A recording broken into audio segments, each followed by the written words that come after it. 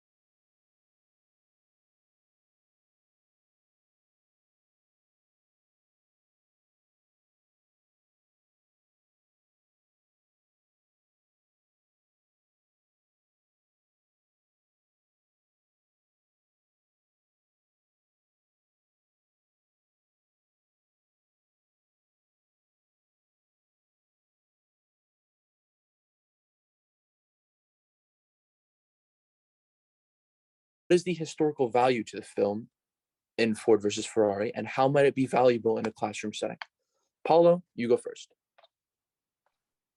This movie has historical value because, it was 120 plus years ago, and Ford and Ferrari right now are like the top names, the two of the top names in the industry, and I feel like if there's a class out there that teaches about like automobiles and like mechanic and stuff like that, I feel like this is obviously a great movie. Ford versus Ferrari is obviously going to be a great movie to show them how things were made back then and how the company started up from being small to now being like extremely well known.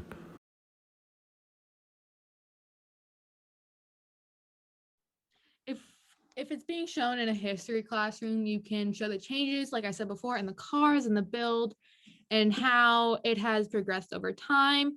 It can also show that the races and the rules of the races have changed, since there are two different races in the movie. So they can do how Daytona has progressed and the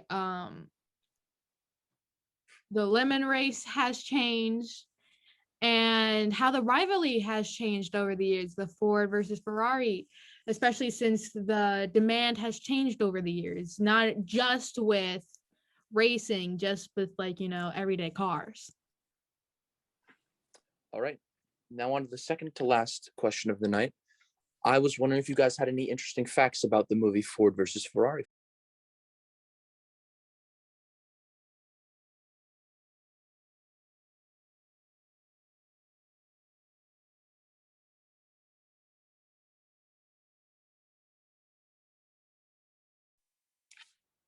And now Savannah.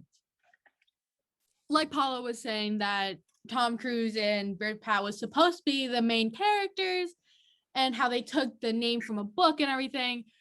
The project fell apart after the writer Jez Butterworth and John Henry Butterworth drafted a script, and Joseph, I don't know how to say his last name, I'm going to pronounce this wrong, but Konski, I have no idea, I don't know how to pronounce that, was brought on to direct due to the budget of the movie being way too high. I don't know how high the original was compared to what was released, but if they had to not have Tom Cruise and Brad Pitt, it probably had to be really high. So